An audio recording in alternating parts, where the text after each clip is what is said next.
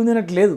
మీరేమో 1 ఇయర్కే కాంగ్రెస్ గ్రాఫ్ డ్రాస్టిక్గా పడిపోయిందని చెప్తున్నారు. 100%. కానీ మరి ఈరోజు నారాయణపేట జిల్లాలో సీఎం మాట్లాడుతూ 12 ఏళ్ల మోడీ పాలన, 10 ఏళ్ల బీఆర్ఎస్ పాలన, 12 నెలల నా పాలన అంటే కాంగ్రెస్ పాలన, వీటిపైన చర్చకు సిద్ధమా, రండి మాట్లాడదామని అంటున్నారు. వారు మాట్లాడాల్సిన అవసరం లేదు. మంత్రులను ఒక ఊర్లో పెట్టమని చెప్పండి. వారి మాట ప్రకారం ఉన్న మంత్రులు ఒక్కొక్క జిల్లాలో పోయి గ్రామాల్లోకి పోయి సమీక్ష పెట్టమని చెప్పండి, ప్రజలు పిలవమని చెప్పండి.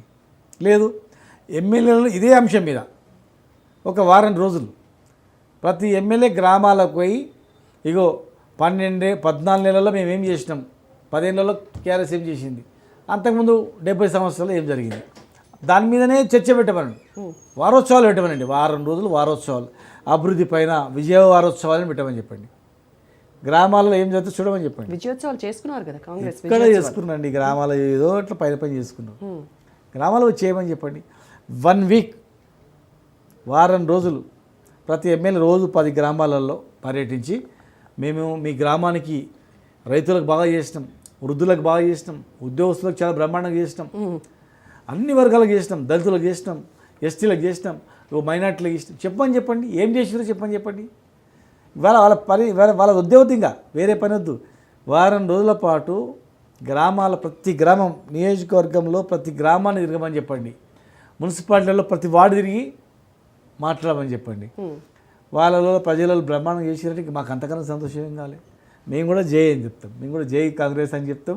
రేపు వచ్చే లోకల్ బాడీ ఎలక్షన్లో కాంగ్రెస్కి వేయండి అని చెప్తాం. మేమే చెప్తాం. రుణమాఫీ మంచిగా అయిపోయింది అని రైతులు చెప్తే, సాటిస్ఫాక్షన్ ఉన్నామని రైతులు చెప్తే, మహిళలు మేము చాలా హ్యాపీగా ఉన్నామని మహిళలు చెప్తే, పేద వర్గాల వాళ్ళు హ్యాపీగా ఉన్నామని చెప్తే, అన్ని కులవృత్తులు బాగా అయినామని చెప్తే మాకు అంతకన్నా ఏం కావాలి? ఇప్పుడు మీరు సోకాల్డ్ ఏ వర్గాలు అయితే చెప్పారో వాళ్ళందరూ బీఆర్ఎస్ పాలనలో వాళ్ళందరూ కూడా సాటిస్ఫైడ్గా ఉన్నారా? రైతులు కావచ్చు, మహిళలు కావచ్చు, యువత కావచ్చు, నిరుద్యోగులు కావచ్చు, వీళ్ళందరూ ఇప్పుడు అతి ఆశకు పోయినారు. 10,000 ఎకరాకి ఇచ్చినాము. అంతకుముందు ₹1 ఎవడు ఇవ్వకుండే, కరెంటు ఫ్రీగా ఉండకుండే, కరెంటు బిల్లు కట్టకపోతే మోటార్లు విక్కొని పోతుంది, లోన్ కట్టకపోతే ఒక ఎద్దును గుంజుకపోతుంది, ఒక తలుపును తీసుకుపోతుంది. ఇలా మేము కరెంటు ఫ్రీగా ఇచ్చి, రైతు బంధు ఇచ్చి, విత్తనాలు ఇచ్చి, యూరియా పిండి దొరకక రైతులు చెప్పులను లైన్లో పెడుతుంది. అవన్నీ బంద్ చేసి రైతులు కరోనా సమయంలో కూడా కొనుగోలు కేంద్రాలు చేసి రైతు అకౌంట్లో వేసిన డబ్బులు వాళ్ళు ఎక్కువ ఊహించుకున్నారు. ఇంకా ఎక్కువ వస్తాయి. అట్లా ప్రతి వర్గం కూడా, ప్రతి వాళ్ళు కూడా ఏమనుకున్నారంటే టీఆర్ఎస్ కన్నా ఇంకా బ్రహ్మాండంగా చేస్తారు అనుకున్నారు.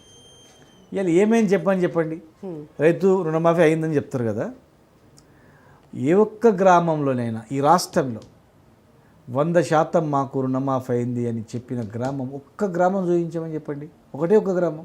ఇప్పుడు ఆ హామీలన్నీ అమలు చేయకపోవడానికి ప్రధాన కారణము బీఆర్ఎస్ మిగులు బడ్జెట్తో ఏర్పాటైన ప్రత్యేక